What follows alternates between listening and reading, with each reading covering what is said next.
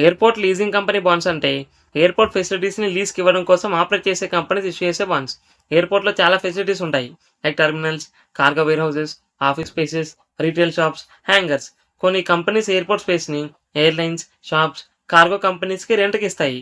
ఆ companies project build చేయడానికి investors నుండి మనీ తెచ్చడానికి బాండ్స్ ఇష్యూ చేస్తాయి. సింపుల్‌గా లీజింగ్ కంపెనీ ఎయిర్‌పోర్ట్‌లో బిల్డింగ్స్ లేదా ఫెసిలిటీస్ బిల్డ్ చేస్తుంది.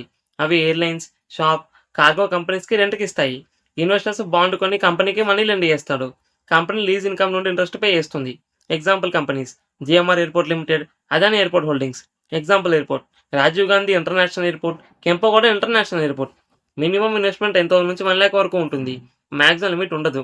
Individual investors, banks, mutual funds lakhs of crores వరకు ఇన్వెస్ట్ చేయొచ్చు. Airport leasing projects long term infrastructure projects కాబట్టి common maturities 5 years, 7 years, 10 years, 15 years. Interest rate 6-9% per year ఉంటుంది. Interest payments quarterly, half yearly లేదా yearly ఉంటుంది. ఎక్కడ కొనాలి? Stock exchanges like NSE, BSE limited. కొన్ని listed bonds మాత్రమే. Direct platforms లేదా institutions. చాలా బాండ్స్ బ్యాంక్స్, బ్రోకర్స్ లేదా బాండ్ ప్లాట్ఫామ్స్ ద్వారా డైరెక్ట్ ఇష్యూ అవుతాయి. ఇంపార్టెంట్గా అన్ని బాండ్స్ ఎక్స్చేంజెస్లో దొరకవు. లిస్టెడ్ బాండ్స్ మాత్రమే దొరుకుతాయి. అండ్ అవి కూడా సమ్టైమ్స్ లో ట్రేడింగ్ ఉంటుంది.